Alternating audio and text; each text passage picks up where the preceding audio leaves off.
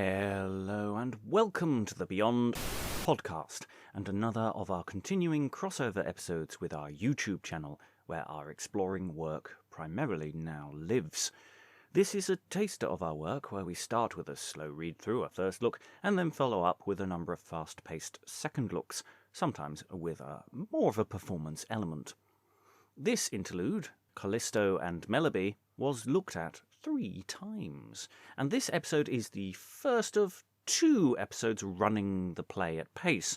We've skipped past the first look, slow look, and we're now into the middle of the second look process. And if you enjoy this, then do follow the links in the show notes to the video of our next session, where we try to enact the text with more performance and visuals. And of course, if you want to do the journey, you can go back and there's a full playlist of all the videos that we did on the YouTube channel on this. In fact, if you're listening in the future, you'll be able to watch things that we haven't even done yet when I recorded this link. I'm sure there'll be more stuff in the future. It's a never-ending process. There's always more to come. Till then, I, future Robert Crighton, will pass you over to past Robert Crighton for this run of Calisto and Melebea from the press of John Rastell. Enjoy. Hello and welcome to this second look exploring session looking at Calisto and Melebea, a new comedy in English in the manner of an interlude right elegant and full of craft of rhetoric, wherein is showed and described as well the beauty and good properties of women as their vices and evil conditions, with a moral conclusion and exhortation to virtue. So there. This is from the printing press of John Rastell. We have looked at this play before in its entirety in a first look session. We have also done a workshop on the fabulous Celestina, and we are now engaging in our new process for second looks. So we're going to do a fast read through now, where the people have had some opportunity to read in advance, but not necessarily that much time. We're then going to take a couple of weeks, and we're going to come back and try and give this a bit more oomph and welly, and make a few artistic decisions for a second take of this second look. This is a play from the 1520s. It may have been staged in one of the first semi-purpose-built stages in England since the good old days of the Romans. Yes, Finsbury Fields. It may have been performed at. It may not have been. It may just be a thing for the printing press. We don't know for certain. Anyway, without further ado, let me introduce the performers for today. So, performing the part of Danio, father to Melebea, is... I am Greg, and in this, as far as this play is concerned, I've gone from playing the aging bored to the father. Great progress. Yes, Greg has been with us since the first time we looked at this text, so it's going to be an interesting process of what he finds new and different. Reading Calisto today is... Hi, I'm Eric, and in Greece, Calisto is actually an organization that saves bears. So I'm like, I thought this was like some sort of bear-related joke, but apparently not. No, but we can make some bear-related jokes later. Reading Melebea today is... Rachael, Nicole, actor in New Jersey. Reading Celestina, the board, is... Lynsey Beauchamp, actor currently in Norfolk, probably quite soon being in Cheltenham for a bit. Ooh. And reading Parmeno, one of the servant to Callisto, is...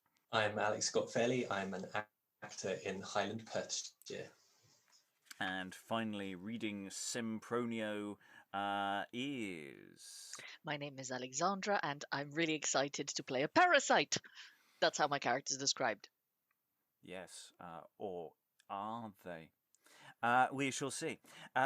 Without further ado, I'm going to disappear and leave this bunch of reprobates to entertain me while I make textual notes and adjustments for our next run at this text. So, first up, it will be Melebea.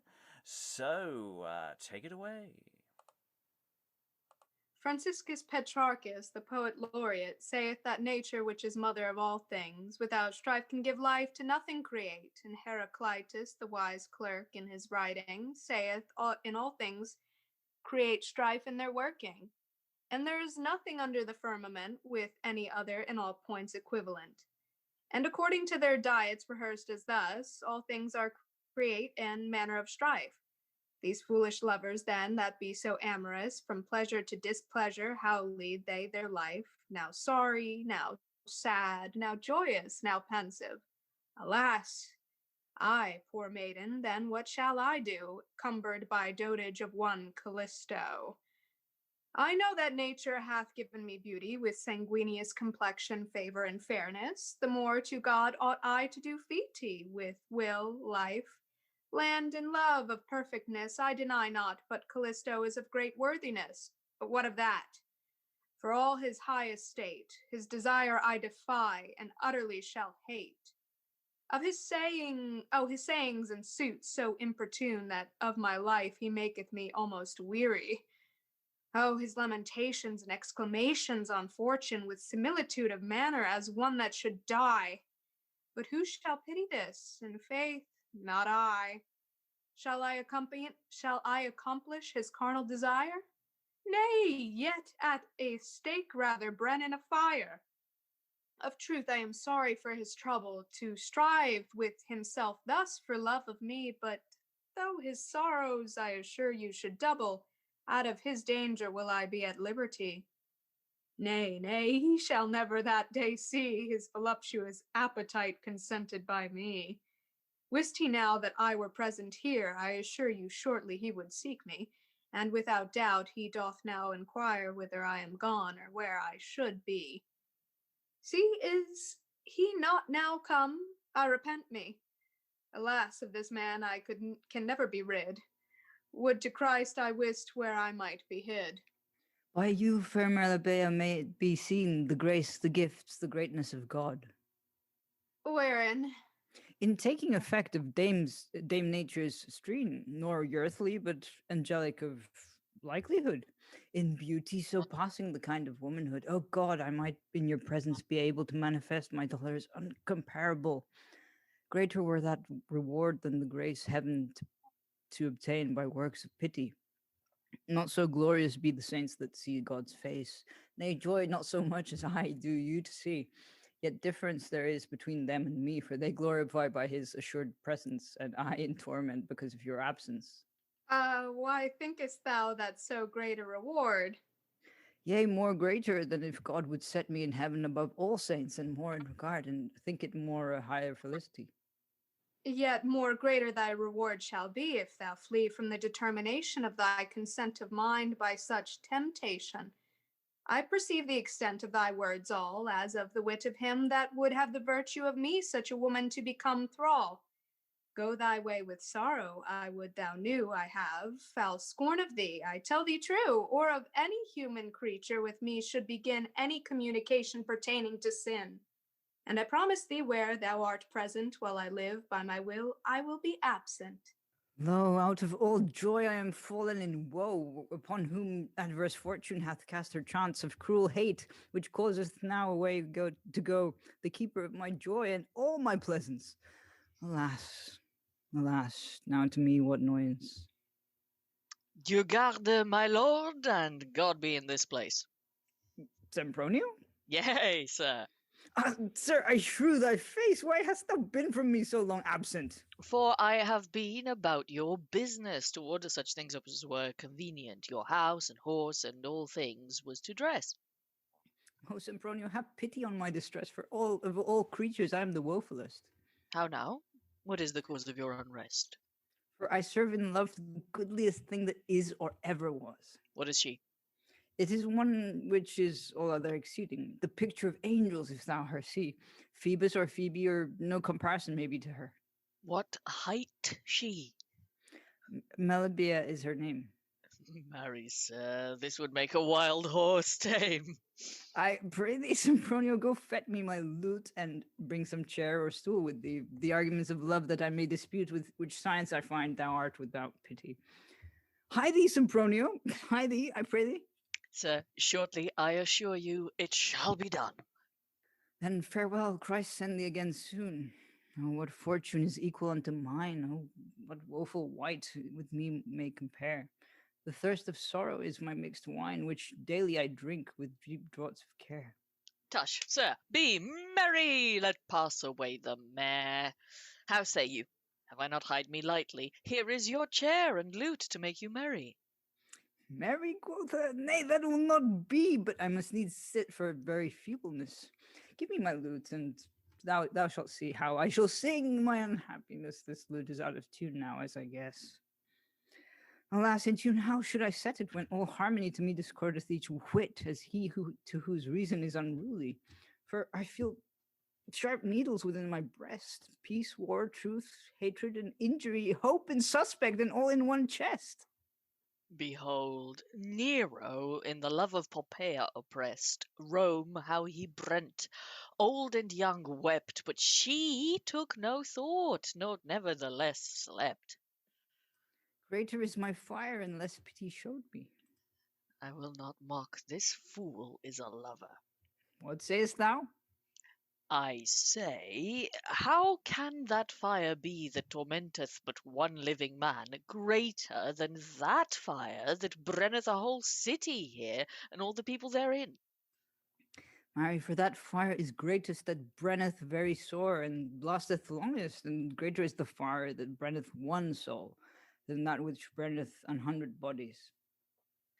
His saying in this none can control. None but such as list to make lies, and if the fire of purgatory brenn in such wise, I had liever my spirit in brute beasts should be, than to go thither and then to the deity. Marry, sir, that is a spice of heresy. Why so? For ye speak like no Christian man. Would thou knewest Melebea worship I, in her I believe, and in her I love. Then with thee Melebea is a great woman. I know on which foot thou shalt. I know on which foot thou dost halt on. I shall shortly heal thee, my life thereupon. An incredible thing thou dost promise me. Nay, it is easy enough to do. But first, for to heal a man, knowledge must be of the sickness, then to give counsel thereto. What counsel can rule him, Sempronio, that keepeth in him no order of counsel? Is this Calisto? His fire now I know well, how that love over him hath cast her net, in whose perseverance is all inconstancy. Why, is not Eliseus love and thine met? What then? Why reprovest me then of ignorance? For thou settest man's dignity in obeisance to the imperfection of the weak woman. A woman? A god of goddesses!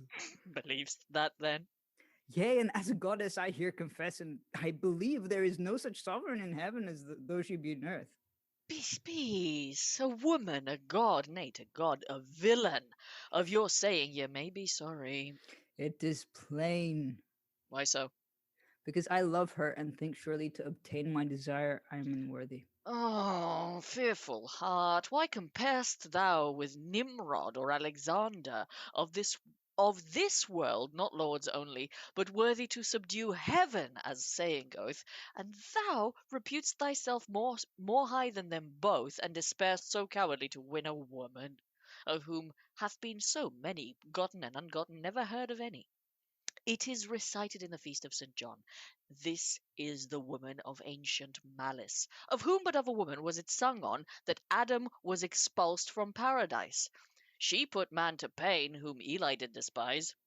Then sith Adam gave him to their governance, am I greater than Adam myself to advance? Nay, but of those men it were wisdom that overcame them to seek remedy, and not of those that they did overcome. Flee from their beginnings, eschew their folly. Thou knowest they do evil things many. They keep no mean, but rigour of intention, be it fair or foul, wilful without reason. Keep them never so close, they will be showed. Give tokens of love by many subtle ways, seeming to be sheep and serpently shrewd. Craft in them renewing that never decays. Their sayings and sightings provoking their plays, Oh, what pain is to fulfill their appetites and to accomplish their wanton delights! It is a wonder to see their dissembling, their flattering countenance, their ingratitude, inconstancy, false witness, feigned weeping, their vainglory, and how they can delude, their foolishness, their jangling not mute, their lecherous lust and vileness, therefore, witchcrafts and charms to make men to their law, their embalming and their unshamefacedness, their bawdry, their subtlety and fresh attiring, what trimming, what painting to make fairness, their false intents and flickering smiling. Therefore, lo, it is an old saying that women be the devil's nets and head of sin, and man's misery in paradise did begin. But what thinkest thou by me yet for all this? Marry, sir, you were a man of clear wit, whom nature hath endued with the best gifts, as beauty and greatness of members perfect, strengths, lightness, and beyond this, each whit, fortune hath parted with you of her influence, for to be able of liberal expense. For without goods, whereof fortune is lady, no man can have wealth. Therefore, by conjecture, you should be beloved of everybody. But not of Melebea now, I am sure, and though thou hadst praised me without measure and compared me without comparison, yet she is above in every condition. Behold her nobleness, her ancient lineage, her great patrimony, her excellent wit, her resplendent virtue, her portly courage, her godly grace, her sovereign beauty perfit. No tongue is able well to express it, but yet I pray thee let me speak a while myself to refresh in rehearsing of my style. I begin at her hair, which is so goodly, crisp to her heels, tied with fine lace, far shining beyond fine gold of Araby.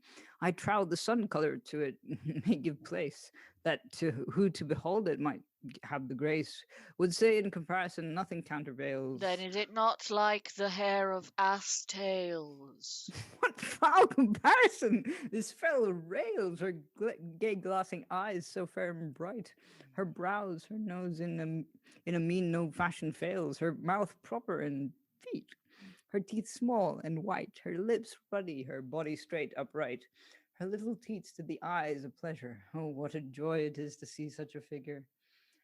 Her skin of whiteness and darketh the snow, with rose colour nude. I thee ensure her little hands in mean manner. This no trow. Her fingers small and long, with nails ruddy, most pure of proportion, none in portraiture without peer, worthy to have for fairness the apple that Paris gave Venus the goddess. Sir, have ye all done? Yea, Mary, what then? I put case all this ye have said be true, yet are ye more noble, sith ye be a man. Wherein? She is imperfect, I would ye know, as all women be, and of less value. Philosophers say the matter is less worthy than the form, so is woman to man, surely. I love not to hear this altercation between Melebea and me, her lover. Possible it is, in every condition, to abhor her as much as you do love her. In the woman beguiling is the danger that ye shall see hereafter with eyes free. With what eyes? With clear eyes, trust me. Why? With what eyes do I see now? With dim eyes, which show a little thing much. But for ye shall not despair, I assure you, no labour nor diligence in me shall grudge. So trusty and friendly ye shall find me, such, in all things possible that ye can acquire the thing to accomplish to your desire. God bring that to pass. So glad it is to me to hear thee thus, though I hope not in my doings. And I shall do it, trust me for a surety.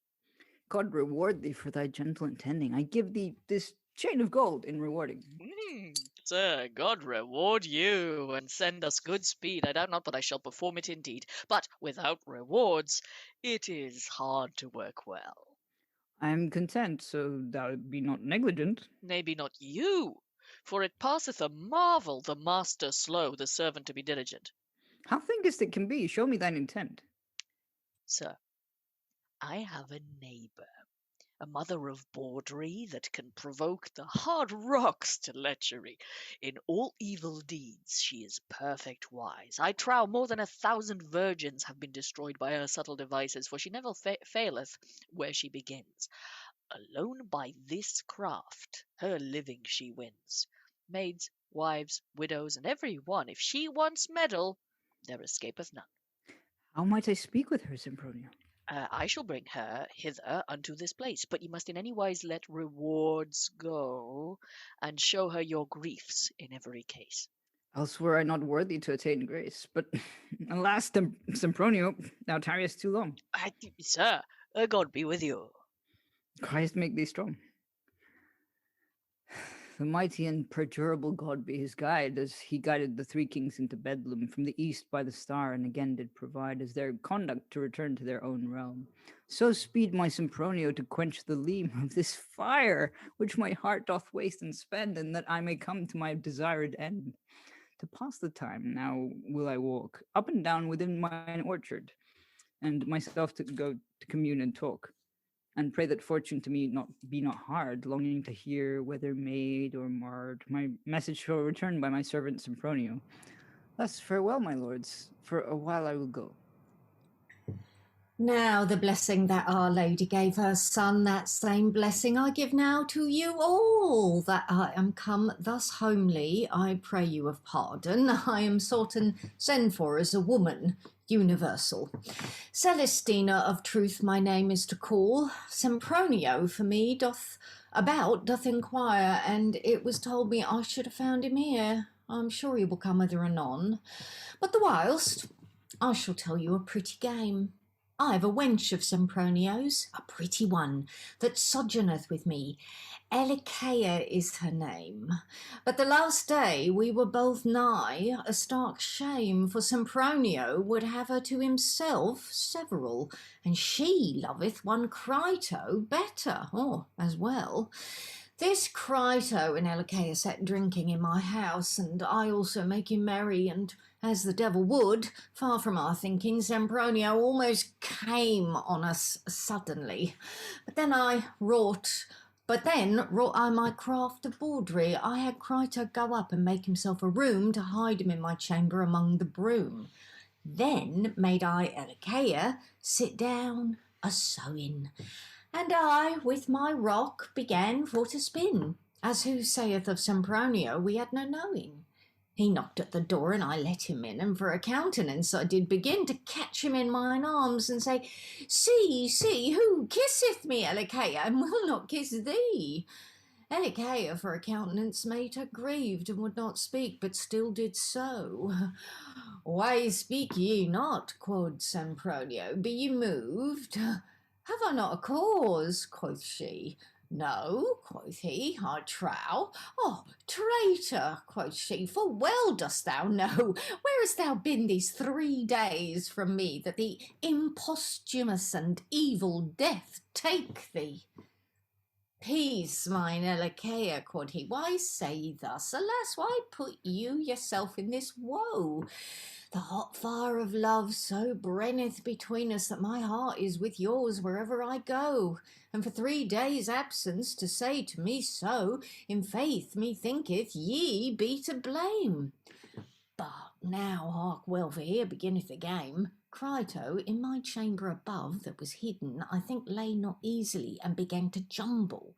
Sempronio heard that, and asked who was within, above in the chamber that did so tumble. Who, quoth she, a lover of mine? Mayhap ye stumble, quoth he, on the truth, as many one doth. Go up, quoth she, and look whether it be sooth. Well, quoth he, I go. Nay, thought I, not so. I say, come, Sempronio, let this fool alone, for of thy long absence she is in such woe, and half beside herself, that her wit nigh gone. Well, quod he, above yet there is one. Wilt thou know, quod I? Yea, quod he, I thee require. It is a wench, quoth I, sent me by a friar. What friar, quoth he? Wilt thou needs know, quoth I? Then It is the friar.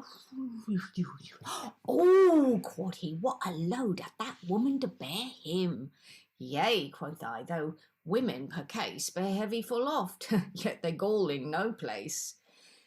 Then he laughed. Yea, quoth I, no more words of this, for this time too long we spend here amiss. Oh, Mother Celestine, I pray God prosper thee. My son Sempronio, I'm glad of our meeting, and as I hear say, ye go about to seek me. Of truth, to seek you was mine hither coming. Mother, lay apart now all other thing, and all only tend to me, and imagine in that I purpose now to begin. Calisto, in the love of fair Melebea, burneth, wherefore of thee he hath great need. Thou say'st well, knowest not me, Celestina, I have the end of the matter, and for more speed thou shalt wade no farther. For of this deed I am as glad as ever was the surgeon, for salves for broke heads to make provision. And so intend I to do to Calisto, to give him hope, and assure him remedy. For long hope to the heart much trouble will do. Wherefore, to the effect thereof, I will hie. A peace, for methinketh Calisto is nigh. Parmeno, What say you? wotest who is here? Sempronio that reviveth my cheer. It is Sempronio, with that old bearded whore. Be ye they my master so sore for doth long? Peace, I say, Parmenio. Or go out of the door. Comest thou to hinder me? Then dost thou me wrong. I pray thee help to make me more strong to win this woman, else, God's forbode, she hath equal power of my life under God. Wherefore to her do ye make such sorrow? Think ye in her ours there is any shame? The contrary who telleth you be never his borrow. For as much she glorifieth her in her name, to be called an old whore as ye would of fame. Dogs in the street and children at every door bark and cry out, there goeth an old whore. Knowest all this? Dost thou know her? Yea, that day agone. For a false whore the devil overthrow her. My mother, when she died, gave me to her alone, and a starker board was there never none. For that I know, I dare well say, let's see the contrary who can lay. I have been at her house and seen her trinkets for painting, things innumerable, squalms and balms. I wonder where she gets the things that she hath with folks for to fable, and to all bawdry ever agreeable. Yet worse than that, which will never be laughed, not only a bawd, but a witch by her craft. Say what thou wilt, son, spare not me. I prithee, Parmeno, leave thy malicious envy. Hark hither, Sempronio, here is but we three. In that I have said, canst thou deny? Hence, Parmeno, I love not this, I. And good mother, grieve you not, I you pray. My mind I shall show now, hark what I say. O notable woman, O ancient virtue, O glorious hope of my desired intent, the end of my delectable hope to renew, my regeneration to this life present, resurrection from death so excellent, thou art above all other. I desire humbly to kiss thy hands, wherein lieth my remedy, but mine unworthiness maketh resistance. Yet worship I the ground that thou goest on, beseeching me, good woman, with most reverence on my pain, with thy pity to look upon. Without thy comfort, my life is gone.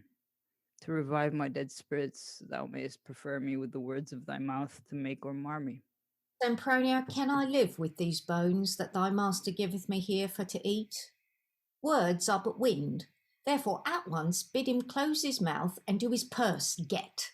For money maketh the merchant, that must jet. I've heard his words, but where be his deeds? For without money in me nothing speeds. What saith she, Sempronio? Alas, my heart bleeds that I with you, good woman, mistrust should be. Sir, she thinketh that money all thing feeds. Then come on, Sempronio, I pray thee with me, and tarry here, mother, a while. I pray thee, for where of mistrust ye have me appealed, have here my cloak, till your doubt be assoiled. Now do ye well, for wheeze among corn or suspicions with friends did never well. For faithfulness of words turned to a scorn maketh minds doubtful, good reason doth tell. Come on, Sempronio, thou givest me good counsel.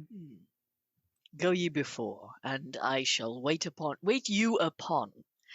Farewell, mother, we will come again anon. How say ye, my lords? See ye not this smoke in my master's eyes that they do cast? The one hath his chain, the other his cloak, and I am sure they will have all at last. In sample may be by this that is past, how servants be deceitful in their master's folly. Nothing but for lucre is all their bawdry. It pleaseth me, Parmeno, that we together may speak, whereby thou mayst see I love thee. Yet undeserved now thou comest hither, whereof I care not, but virtue warneth me to flee temptation and follow charity, to do good against ill, and so I rede thee, Sempronio, and I will help thy necessities, and in token now that it shall so be, I pray thee among us, let us have a song, for where harmony is, there is amity. What? An old woman sing? Why not among? I pray thee no longer the time prolong.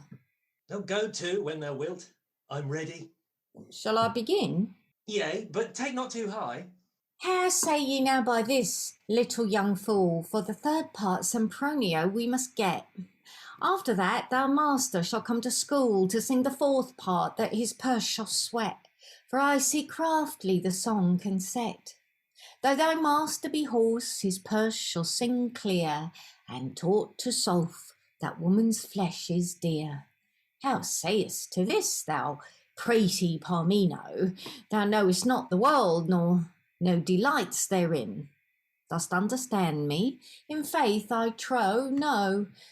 Thou art young enough the game to begin. Thy master hath waded himself so far in, and to bring him out lieth not in me, old, poor.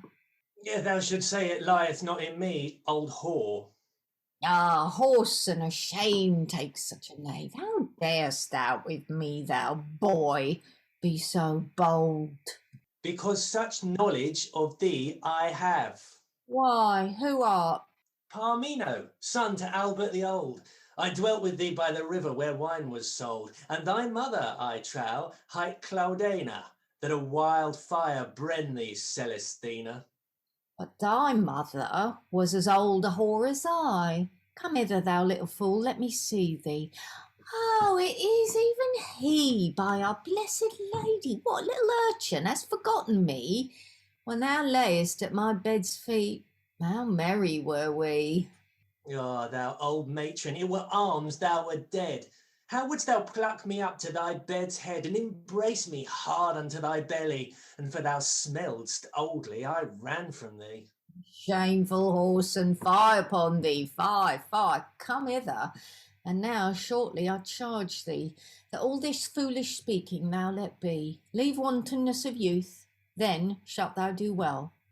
Follow the doctrine of thy elders and counsel, to whom thy parents, on whose souls God have mercy, in pain of cursing bade thee be obedient, in pain whereof I command thee straitly, too much in mastership put not thine intent. No trust is in them, if thine own be spent. Masters nowadays covet to bring about all for themselves, and let their servants go without. Thy master, men say, and as I think he be, but light careth not to come to his service. Fair words shall not lack, but small rewards, trust me. Make Sempronio thy friend in any wise, for he can handle him in the best guise. Keep this, and for thy profit tell it to none, but look that Sempronio and thou be one. Mother Celestina, I wot not what ye mean. Calisto is my master, and so I will take him. And as for riches, I defy it clean. For whosoever with wrong rich doth make him, sooner than he gat, it will forsake him. I love to live in joyful poverty, and to serve my master with truth and honesty. Truth and honesty be riches of the name, but surety of wealth is to have riches. and after that for to get him good fame. By reports of friends, this is truth, doubtless. Then no such man of friend can I express as Sempronio for both your profits to speed, which lieth in my hands now, if ye be agreed. Oh, Parmeno, what a life may we endure! Sempronio loveth the daughter of Eliso. And who? Arusa? Likest her? Peradventure? I shall get her to thee, that shall I do. Nay, Mother Celestine, I purpose not so. A man should be conversant, I hear tell, with them that be ill, and think to do well. Sempronio his ensample shall not make me, better nor worse, nor his faults will I hide. But, Mother Celestine, a question to thee. Is not sin anon in one espied, that is drowned in delight? How should he provide against virtue to save his honesty? Like a child without wisdom thou answerest me. Without company mirth can have none estate. Use no sloth, nature abhorreth idleness, which leaseth delight to nature appropriate. In sensual causes, delight is chief mistress, specially recounting love's business. To say thus doth she, the time thus they pass, and such manner they use, and thus they kiss and bass, and thus they meet and embrace together. What speech, what grace, what plays is between them! Where is she? There she goeth, let us see whither. Now pleased, now froward, now mum, now strike up, minstrel, with saws of love, the old problem. Sing sweet songs, now jousts and tourney, of new inventions, what conceits find they? But she goeth to mass, tomorrow she cometh out. Behold her better. Yonder goes a cuckold. I left her alone. She cometh. Turn about. Lo, thus, Parmeno, thou mayest behold, friends will talk together, as I have told. Wherefore perceive thou that I say truly, never can be delight without company. Mother, as I promised to assoil thy doubt, here I give thee 100 pieces of gold. Sir, I promise you I shall bring it about, all thing to purpose, even as ye would. For your reward I will do as I should. Be merry, fear nothing, content ye shall be. Then, mother, farewell. Be diligent, I prithee. How sayest, Sempronio? Have I done well? Yea, sir, in my mind, and most according. Then wilt thou do after my counsel? After this old woman will thou be hieing to remember and haste her in everything? Sir, I am content as ye command me. Then go and bid Parmeno come, I prithee. Now God be their guides, the posts of my life, my relief from death, the ambassadors of my wealth, my hope, my hap, my quietness, my strife, my joy, my sorrow, my sickness, my health. The hope of this old woman, my heart telleth that comfort shall come shortly as I intend, or else come death and make of me an end. In faith, it maketh no force nor matter much. What sayest, Parmeno? What sayest to me? Marry, I say plainly that yonder old witch and Sempronio together will undo thee. Ill-tongued wretch, will ye not see? Thinkest thou, Lord, thou handlest me fair? Why, knave, wouldst thou put me in despair? Lo, sirs, my master, you see, is angry. But this it is, tell fools for their profit, or warn them for their wealth, it is but folly. For strike them on the heel, and as much wit shall come forth at their forehead to perceive it. Go thy way, Calisto, for on my charge thy thrift is sealed up, though thou be at large. Oh, how unhappy I am to be true, for other men win by falsehood and flattery. I lose for my truth, the world doth so ensue. Truth is put back and taken for folly. Therefore now I will change my copy. If I had done as Celestine bade me, Calisto to his mission still would have had me. This giveth me warning from henceforward how to deal with him for all thing as he will. I will be the same forward or backward. I will go straight to him and follow him still. Say as he saith, be it good or ill. And sith these bawds get good provoking lechery, I trust flattery shall speed as well as bawdry. I pray you, came this woman here never sin? In faith, to enter here I am half adrad, and yet why so? I may boldly come in, I am sure from you all I shall not be had. But Jesus, Jesus, be these men so mad on women as they say? How should it be? It is but fables and lies, ye may trust me. I'll be here. Who is there? Will you buy any thread? Yea, Mary, good mother, I pray you come in. Christ save you, fair mistress, and God be your speed, and health be to you and your kin. And Mary, God's mother, that blessed Virgin, preserve and prosper your womanly personage, and well to enjoy your youth and usage. For that time pleasures are most eschewed, and age is the hospital of all manner sickness, the resting place of all thought unrelieved, the sport of time, past the end of all quickness, neighbour to death, a dry stock without sweetness, discomfort, disease, all age alloweth, a tree without sap, that small charge boweth. I marvel, mother, ye speak so much ill of age that all folk desire effectuously. Desire hurt for themselves as all of will, and the cause why they desire to come thereby is for to live, for death is so loathly. He that is sorrowful would live to be sorrier, and he that is old would live to be older. Fair damsel, who can show all the hurts of age, weariness, feebleness, his discontenting, his childishness, frowardness of his rage, wrinkling in the face, lack of sight and hearing, hollowness of mouth, fall of teeth, faint of going, and worst of all, possessed with poverty, and the limbs arrested with debility.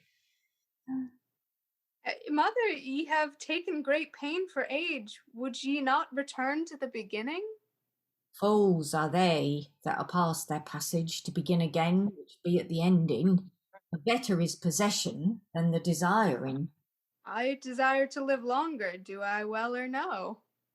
That ye desire well, I think not so, for as soon goeth to market the lambs fell as the sheep's. None so old but may live a year, and there is none so young but, ye wot well, may die in a day. And no advantages here between youth and age, the matter is clear. With thy fabling and thy reasoning I wis I am beguiled, but I have known thee ere this. Art not Celestine that dwelleth by the river side? Yea, forsooth. Indeed, age hath arrayed thee, that thou art she, now can scant be espied. Methinketh by thy favour thou shouldst be she, thou art sore changed, thou mayest believe me. Fair maiden, keep thou well this time of youth, but beauty shall pass at the last, this is truth. Yet I am not so old as ye judge me. But mother, I joy much of thine acquaintance, and thy motherly reasons right well please me. And now I thank thee here for thy pastance. Farewell, till another time that hap may chance, again that we two may meet together. Mayhap ye have business, I know not whither. Oh, angelic image, oh heart so precious, oh, how thou speakest, it rejoiceth me to hear. Knowest thou not by the divine mouth gracious that against the infernal fiend Lucifer we should not only live by bread here, but by our good works, wherein I take some pain? If ye know not my mind now, all is in vain. Show me, mother, heartily all thy necessity, and if I can, I shall provide the remedy. My necessity, nay, God, what it is not for me. As for mine, I left it at home, surely, to eat when I will, and drink when I'm dry, and I thank God ever 1 penny hath been mine, to buy bread when I list, and to have 4 for wine. Before I was widow, I cared never for it, for I had wine enough of mine own to sell, and with the toast and wine by the fire I could sit, and with 2 dozen sops the colic to quell. But now with me it is not so well, for I have nothing but that is brought me in a pitcher pot of quarts, scant 3. Thus I pray God help them that be needy, for I speak not for myself alone, but as well for other, however speed I. The infirmity is not mine, though that I groan. It is for another that I make moan, and not for myself. It is another way. But what I must moan, where I dare not say. Say what thou wilt, and for whom thou lest. Now, gracious damsel, I thank you then, that to give audience ye be so blessed with liberal readiness to me, old woman, which giveth me boldness to show what I can of one that lieth in danger by sickness, remitting his languor to your gentleness. What mean'st thou, I pray thee, gentle mother? Go forth with thy demand, as thou hast done. On the one part thou provokest me to anger, and on the other side to compassion. I know not how thy answer to fashion. The words which thou speakest in my presence be so misty, I perceive not thy sentence. I said I left one in danger of sickness, drawing to death for aught that I can see. Now choose you or no to be murderess, or revive him with a word to come from thee. I am happy if my word be of such necessity to any Christian man, or else God's forbid. To do a good deed is liking to God.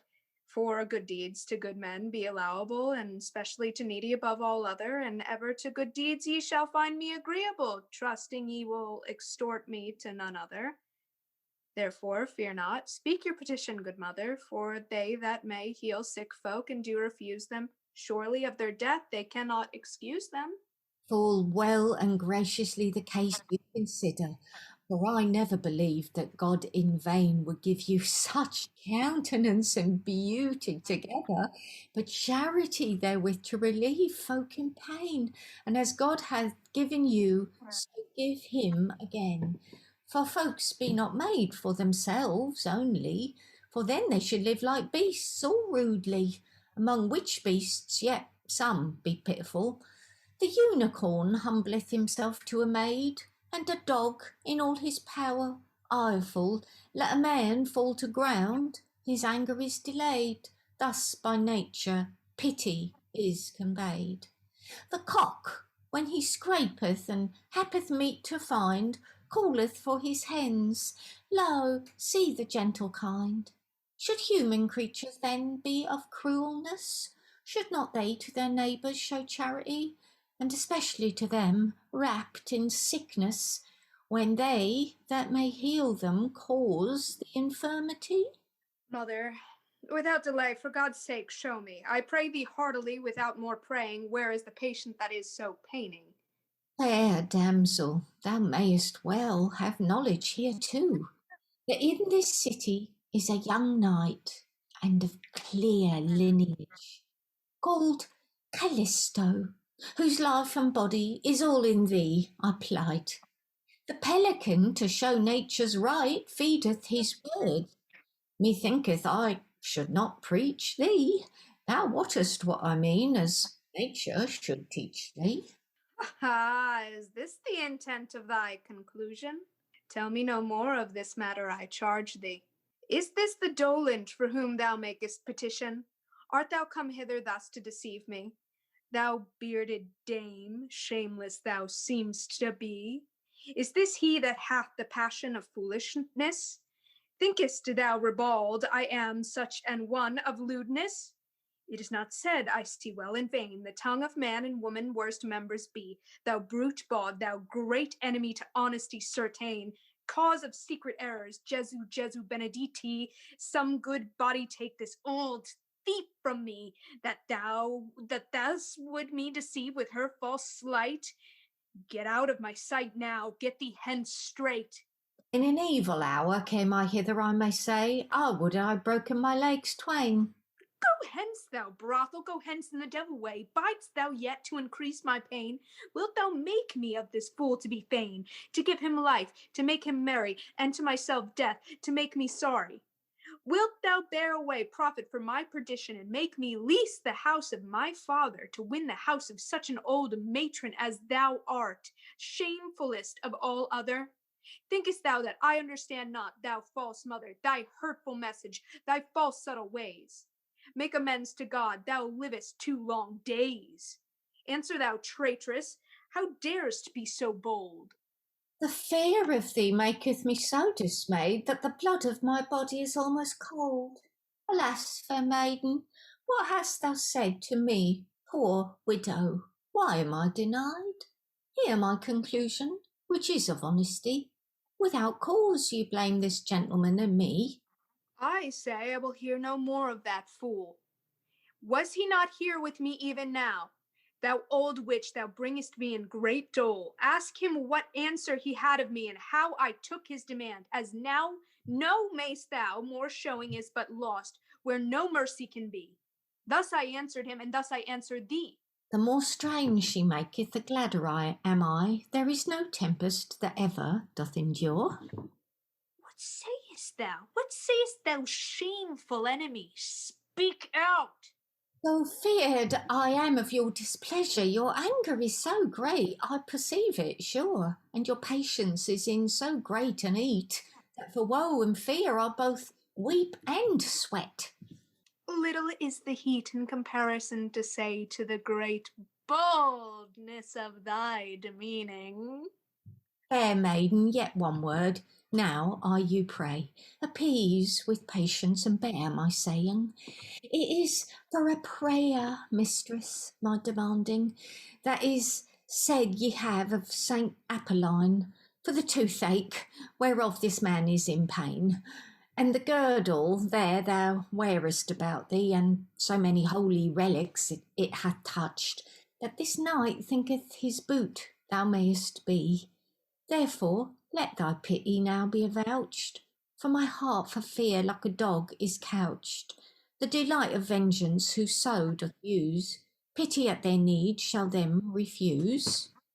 If this be true that thou sayest to me now, mine heart is lightened, perceiving the case.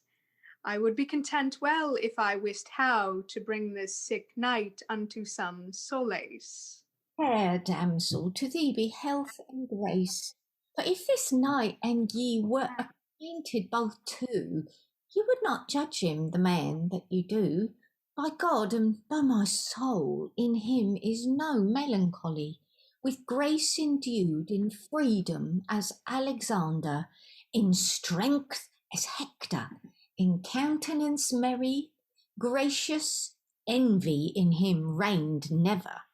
Of noble blood, as thou knowest, and if ye ever saw him armed, he seemeth a St. George, rather than to be made in nature's forge. An angel thou wouldst judge him, I make a vow.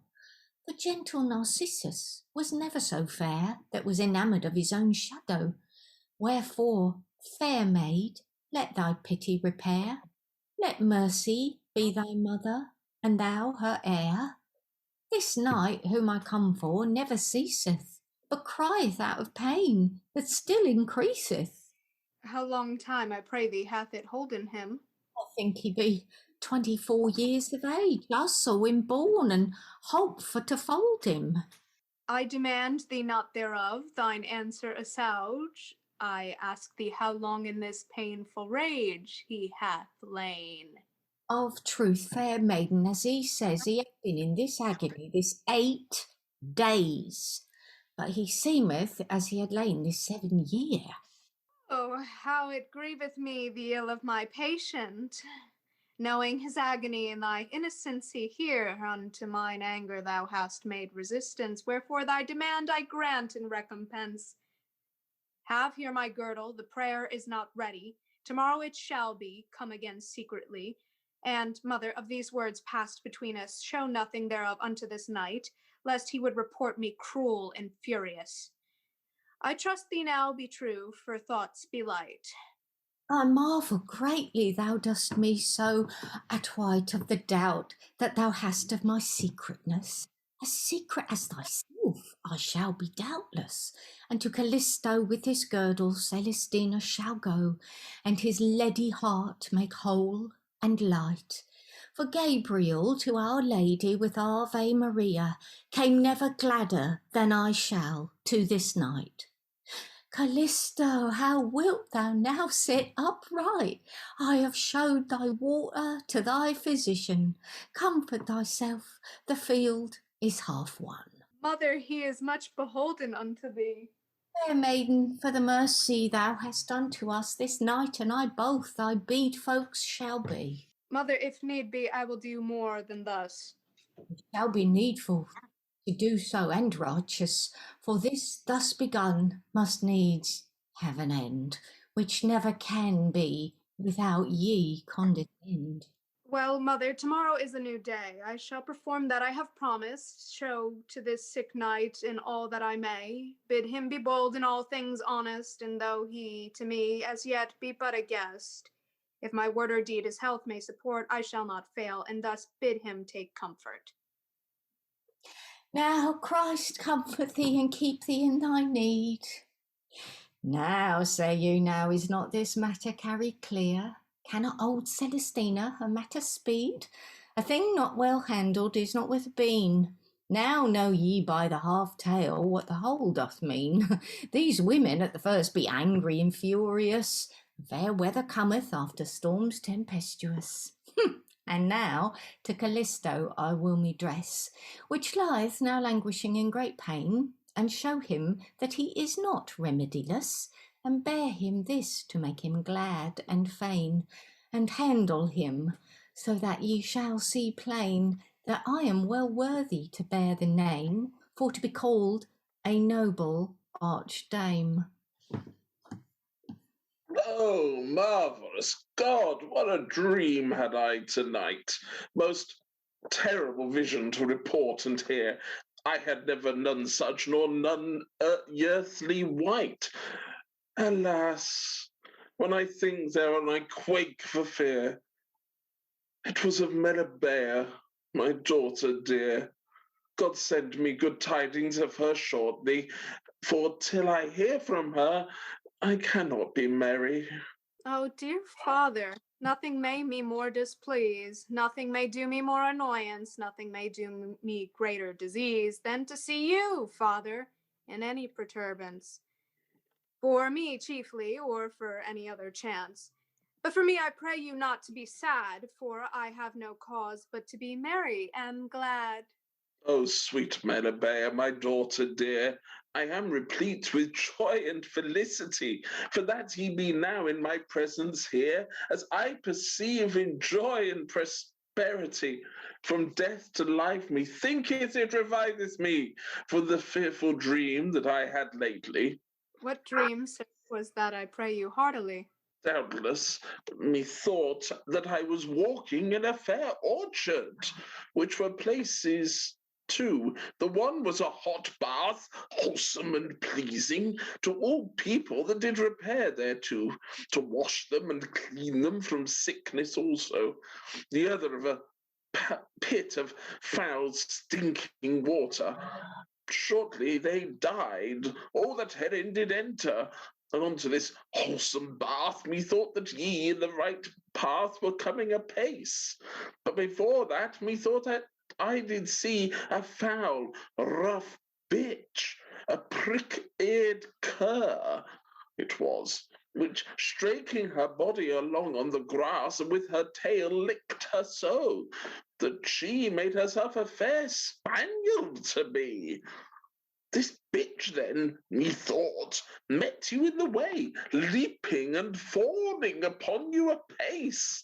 Around you about did run, play, which made you then disport and solace, which liked you so well that in short space the way to the hot bath anon ye left it, and took the straight way to the foul pit.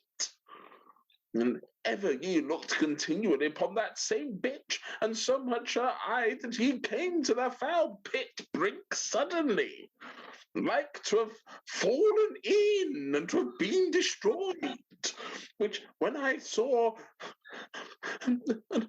anon then I cried, starting in my sleep, and therewith did awake, and yet for fear methink my body doth quake.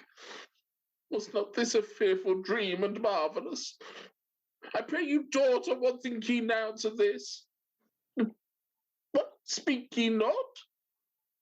Why be ye now so studious? Is there anything that have charged you amiss? I am your father. Tell me what it is. Oh, alas, now your dream you have expressed hath made me all pensive and sore abashed. Pray you, dear daughter, now tell me why. Sir, I know the cause of your vision and what your dreadful dream doth signify. Thereof would I fain now have no litten. Alas, dear father, alas, what have I done? I have offended God as wretched, unworthy. Wherein? Despair not, God is full of mercy. Then on my knees now I fall down, and of God chiefly ask forgiveness. And next of you, for into oblivion I have put your doctrine and lessons, doubtless. Fear not, daughter, I am not merciless. I trust ye have not so greatly offended, but that right well it may be amended. Ye have fostered me up full lovingly in virtuous discipline, which is the right path to all grace and virtue, which doth signify by your dream the fair, pleasant, wholesome bath.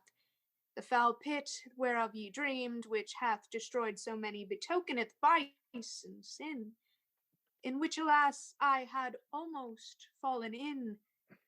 The prick-eared cur and the foul bitch, which made herself so smooth and fair to see, betokeneth an old queen, a bawdy witch, called Celestina, that woe might she be, which with her fair words I so persuaded me, that she had almost brought me hereunto, to fulfill the foul lust of Calisto. Alas, dear daughter, I taught you a lesson which way ye should attain unto virtue. That was every morning to say an orison, praying God for grace or vice to eschew. Oh, dear father, that lesson I have kept true, which preserved me, for though I did consent and mind, yet had he never his intent. The virtue of that prayer, I see well one thing, have preserved you from the shame of that sin. But because you were somewhat consenting, ye have offended God greatly therein. Wherefore, daughter, ye must now begin humbly to beseech God of his mercy for to give you your sin and misery. O blessed Lord and Father Celestial, whose infinite mercy no tongue can express, though I be sinner, wretch of wretches all, yet of thy great mercy grant me forgiveness. For all sore I repent my sin I confess, and tending henceforth never to offend more, now humbly I beseech thy mercy therefore. Now that is well said, mine own fair daughter.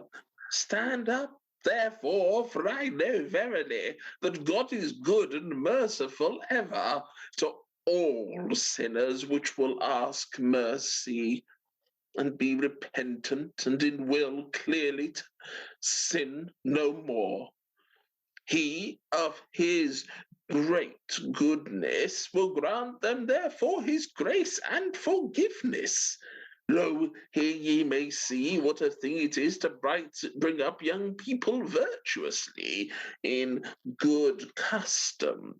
For grace doth never miss to them that use good prayers daily, which have preserved this maid undoubtedly, and kept her from actual deed of shame, brought her to grace, preserved her good name. Wherefore, ye virgins and fair maidens all, unto this example now take good heed. Serve God daily. The sooner ye shall to honesty and goodness no doubt proceed, and God shall send you ever his grace at need to withstand all evil temptations that shall come to you by any occasions. And ye, fathers, mothers and other which be rulers of young folks. Your charge is doubtless to bring them up virtuously and to see them occupied still in some good business, not in idle pastime or unthriftiness, but to teach them some art, craft, or learning, whereby to be able to get their living.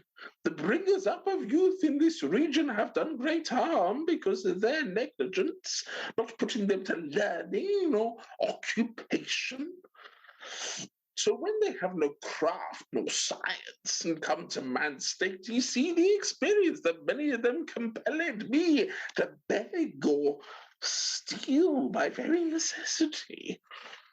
But if there be therefore any remedy, the heads and rulers must first be diligent to make good laws and execute them straightly upon such masters that be negligent.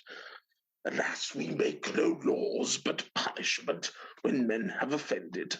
But laws evermore will be made to prevent the cause before, which by conjecture fall to be most likely. And good laws and ordinance made therefore to put away the cause that were best remedy. What is thy cause that there be so many thefts and robberies? It is because men be driven on thereto by need and poverty. What is the very cause of that need? Because they labour not for their living. The truth is, they cannot well labour indeed, because in youth of their idle upbringing, but this thing shall never come to reforming. The world continually shall be naught, as long as young people be evil upbrought. Wherefore the eternal God that reigneth on high sent his merciful grace and influence to all governors, that they circumspectly may rule their inferiors by such prudence, to bring them to virtue and due obedience, and that they and we all by his great mercy may be partners of his blessed glory. Amen. Amen. Well done, everybody. Bringing out so many things there, suggesting so many possibilities there. That's so funny at the end.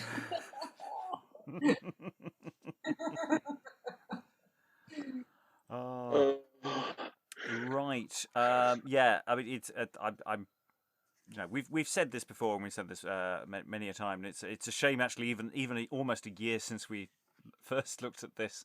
I still haven't yet got out the Dame Sirif episode of the podcast that is actually recorded and ready, which is, if not necessarily a direct source for this, but is the same sort of idea, and must be somewhere on that list. Yeah, the Celestina has a long pedigree as a figure, and all of that stuff about, oh, I'm so old, because it's all part of the act that you're putting on and setting up, and you there's a question of when you drop the act as well, when you sort of just give up and move on to plan number 2, or you know, how you work this con that you've got set up here. And the relationships that you have with so many people. Yeah,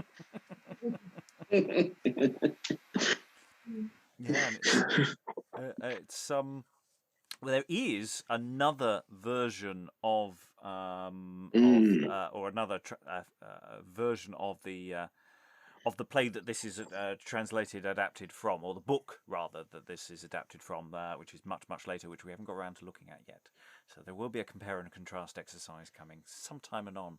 But this is a very, very small section of that book in terms of material. How was it for people, especially for those who are new to this text? Some of us have been here before.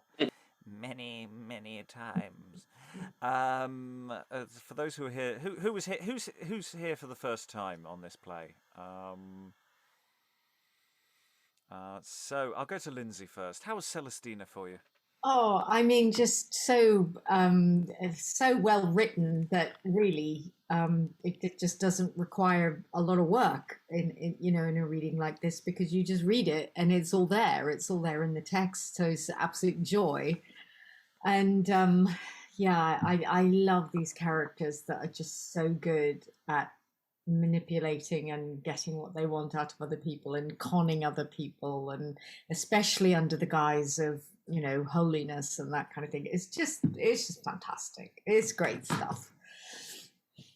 It's Really. and I really like Callisto, and there's lots of interesting options about what's going on with Callisto at the end, especially who seems to be a very pious father who has dreams, and the piety that she expresses throughout, and what's going on with her relationships with other people. I'm really interested in what play there might be there. How was no, I just said Celestina. I didn't mean Celestina. I meant Melebea. That's the one. Melebea is the word. The other character that I was talking about. Yes, Melebea. Rachael. Yes, the journey of Melebea in this play, and what's going on with her father and this persistent sex pest that is Callisto. That's probably going too far. No, I think Debate it's just to be about right. debated yet. I don't want to lead the witnesses. Yeah, sorry, Rachael. Oh no, I think that's just about right for her.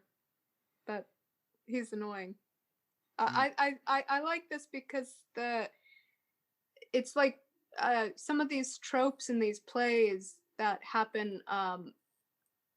It's like what do you call it? It's like if a real person with actual common sense walked in and they're like, what you know what I mean? Like if like an actual person's reaction to the nonsense that somebody would say, you get annoyed. And he seems to be the I don't know how to describe it. Him and his friends, that those young men who I don't know, don't seem to get out much, and they have all these very sexist opinions on women, and then they hit on you with their sexist opinions at the same time.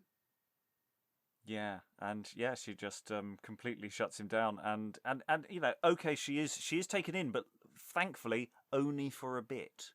And it is good that okay, it's via a really weird dream. Expected. There's something about so many realizations. Eric. Yes. Shall we talk about you? Not you, your character, Callisto. Shall we talk about Callisto? Yeah. Okay. We can I was ask other trying people really about hard Callisto. not to look at Alexandra while she was talking, like because as Sempronio, because it was just like trying not to laugh, basically. Because basically, Callisto is this schmuck, or AKA, in for want of a better word, who thinks he's in love with Melebea. Then again, he might just be like, as Rachael just said, someone who hits on women for, to see what happens. Well, but maybe deep, that's his worldview, but he just doesn't know when to stop. Alexandra. Yeah, I had a quite a different perception of him. I got the impression that he really does believe, that he is most poetically in that, like, Callisto lives in Callisto thinks this play is a medieval romance, whereas Melebea is, something like 8 centuries later, going, I said no, it meant no, it still means no. So I'm really loving that from the perspective of putting it on as a production. I love the idea of really strongly going in one kind of I don't know, medieval fantasy direction with one side of the story, and then the other side of the story just completely undercutting that with reality ensuing, like Rachael was saying. Yeah, Rachel's there just playing with her phone, and Yeah. and he's there dressed in full courtly thing. You know, he seems to have read all the courtly the romances course. and believes that somehow they're an instruction manual. This is and what when one you does. try it in real life, you know what? Doesn't work. Yeah. And along comes Sempronius, entirely unhelpfully, going, "What? You want to respect the woman? What? This is this outrage." So Yeah. that's Yeah, I had fun with that, but I was also really pleased when he was gone.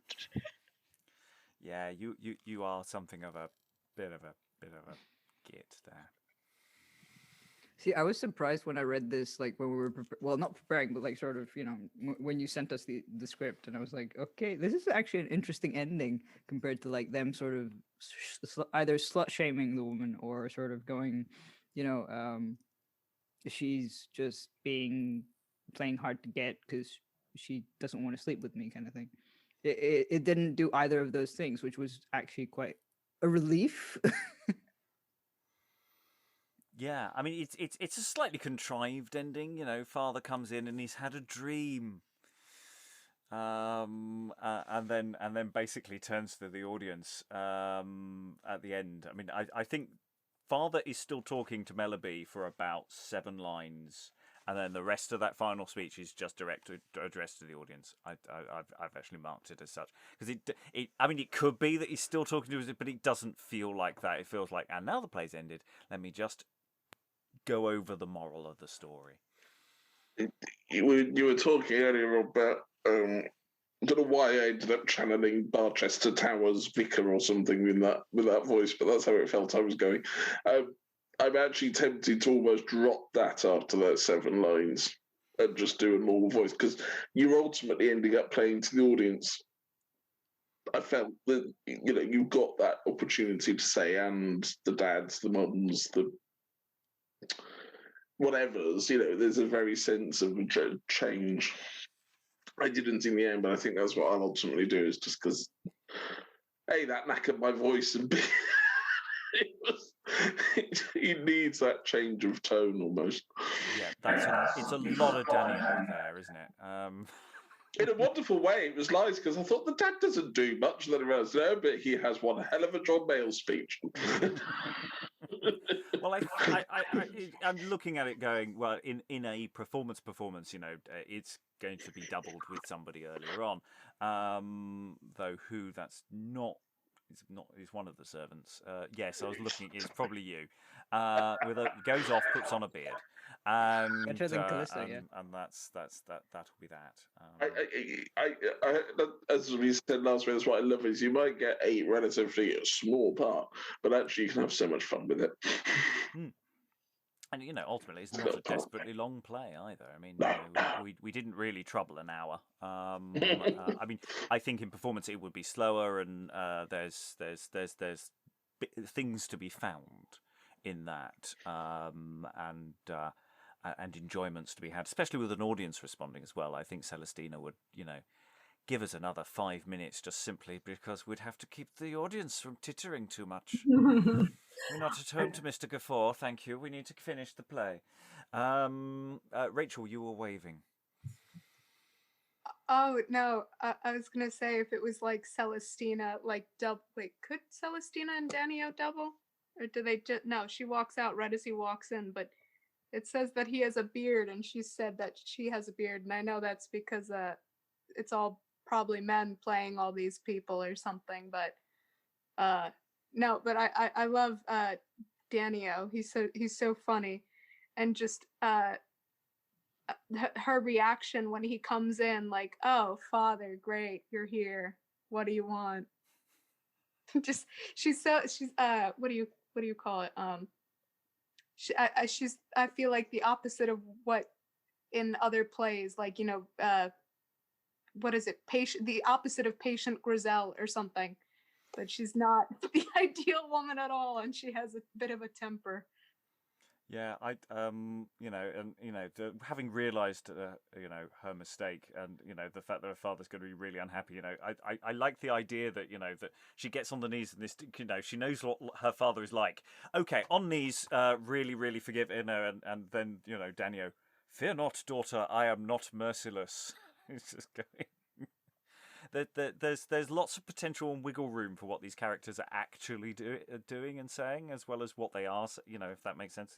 That there is subtext potentially here, which you don't normally expect for a play from the early 16th century. Alexandra. Yeah, just relating to that, I also love the idea of, once Melebea has got on her knees and begged for forgiveness and father has started on the speech, I just love the idea of physical comedy, if possible, completely undercutting what's going on in the big, father is facing forward, telling the audience about obedience and about, young people nowadays, while Melebea behind him is kind of, what's the word, waddling away on her knees, trying to leave the space or something. Or trying to stand up, and he's going, no, still more kneeling. I am doing the speech now. Which and strange things like that. Eric. Yeah, there was a bit. I think it was Celestina's bit right before Danio comes in, where she's like, "Oh, Calisto, I made great remedy of whatever, and you can stop groaning now." And I can keep imagining him like lying on the bed on the side of the stage, going, "Oh, I'm dying," or some sort of overacting drama kind of thing. And then she's like, "Shut up! I'm doing my speech now," kind of, or even I don't know, murdering the pillow. Yeah, Lynsey. I just wondered whether, in the spirit of Celestina being an early incarnation of a pantomime dame, whether when she first comes out, she says, "Oh, I'm sorry, I'm looking such a mess. Please forgive me." But whether in reality she's absolutely the dog's bollocks in everything that she's wearing, and it's like, oh, this old thing. It is so panto dame. It's Yeah. practically, oh, I've got a new dress on. I just got it from insert local topical gag in, moment. Yeah. And then we have the relationship with Parmeno, who knows you of old, and it's sort of the strange relationship you have with his mother, or things, or the thing that's going on there, which we still haven't quite nailed down. Alex, did you have any thoughts on them? I was present, I think, when we read this originally. Although it's weird because the only thing I remember from it is Celestina. I literally remember nothing else other than that. But it's odd how some of the characters, I know that the Ferdinando de Rojas, or whoever the Spanish author was, I know his stuff goes on further. It's odd that we don't get, it sort of feels like Parmeno is going to go somewhere and become a sort of like Janus character, like a sort of two-faced character, and then sort of doesn't ever appear again, really, and doesn't have any impact on the narrative. And it's almost weird that there's that weird relationship fleshed out that then never develops anywhere. So I don't know, as an audience, again, I don't know how I would feel about not pursuing those relationships. It's and I wonder whether you do have to subvert it and kind of have a sort of Monty Python-esque kind of, okay, stop now, this is where this is stopping, because it does go on longer in the original. But yeah, that relationship is, it's odd. It's like the bringing in of Ariusa and the other one, who I think appear in the original Spanish novel but don't appear again in this, that those details are included. Yeah, there's given a whole backstory and logic to why things are, and things. I mean, there's a part of me that's thinking it'd be quite nice to try and find a way of eliding Sempronio and Parmeno, because I don't think we need. I mean, there are reasons within this text as to why there are two. But I wonder whether there's actually a simplification here that might make sense. I think we can go to Stephen, who was our audience for this particular run. Stephen, do you have any thoughts? I think you've been here before with this play, in some way, shape, or form, as I recall. But anything from you? Um, well, I mean, I wish I'd left my sound on at least, because I was laughing my head off. It was really, really laugh out loud funny, which, it's not something that happens to me very often with these. Maybe I've got old and jaded. But I think performance-wise, I think there's such a strong collection of turns in there, and I've sort of said in the chat, but I really was reminded of, the kind of the English commedia of the 60s and 70s, aka the Carry On films, where you had very, very strongly delineated types, and it seemed to me to be beautifully written for comedy potential. All the way through, there was a real comic sensibility there in terms of the interactions between people.